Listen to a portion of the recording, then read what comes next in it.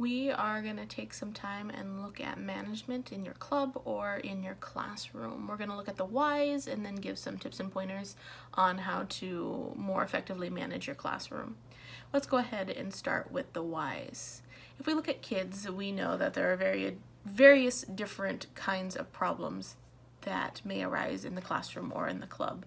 For instance, you might have some children who are restless in your club, and this could happen for many different reasons. Maybe the children or the child in particular in your class is just a child with a short attention span. That is a valid point. There are kids with short attention spans. Sometimes a child might have a longer one than another child. Everyone's attention span varies slightly. So just be aware. There are age group characteristics as well as personal characteristics to the attention span of a child. Sometimes a teacher might present their lesson or whatever they're doing in a lecture style, and everyone learns different. Children learn different, just like you and I, and lecture style can cause restlessness in some children. There's not enough participation for them where they are up and they are active and they are moving. Sometimes it's just a matter of sitting too long. As an adult, we have acclimated ourselves to a longer length of sitting, well, some of us, but for the most part, children have a shorter amount of time in which they can sit still and not move around. So these are some of the reasons why a child might be restless in your class or your club. Sometimes you'll see a child who's self-centered.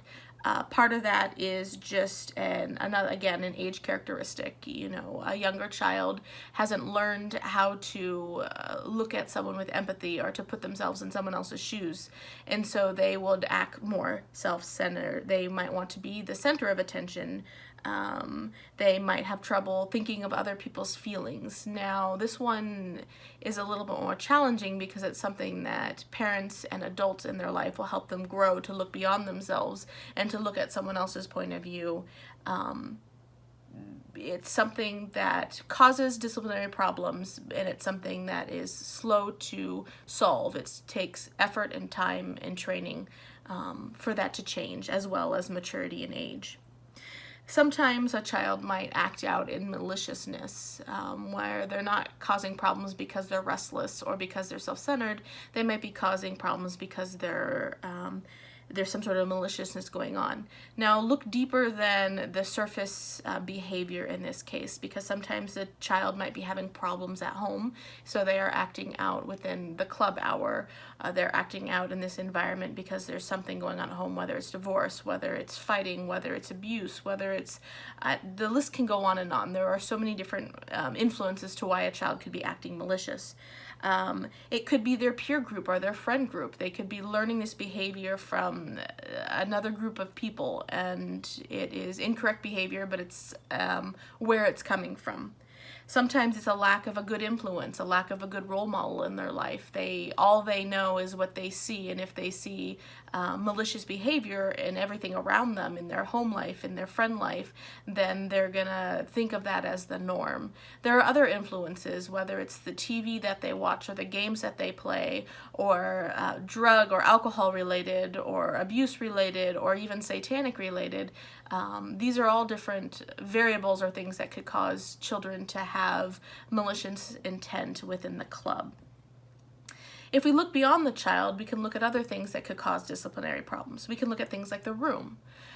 It's very important, the location of where your club is or where your class is plays a role in how well children behave. And I kind of regret saying it that way, but in essence, management and managing a classroom depends a lot on the location as well as the people within it. So if we look at an environment in which someone is too hot or too cold, they're going to be squiggly, they're going to be uncomfortable, and they're going to tend to act out because of that.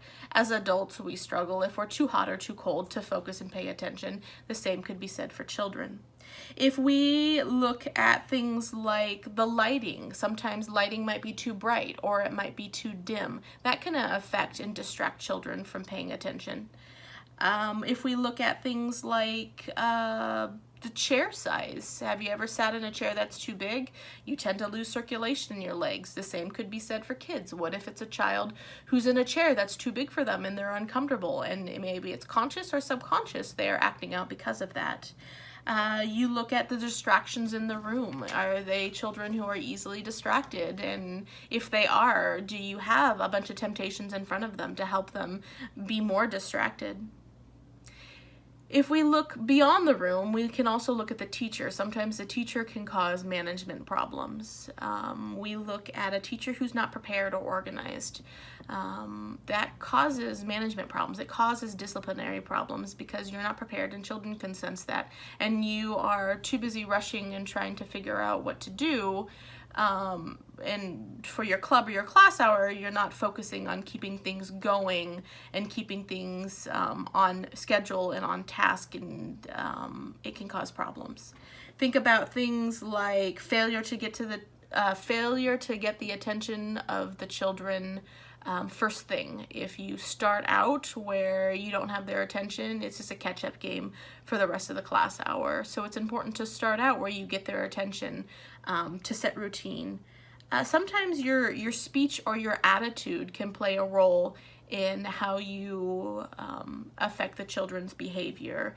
If you're having a bad attitude, the children can sense that. They might even think it's an attitude towards them, and that can affect their behavior because it is a response to you, your attitude, and your behavior.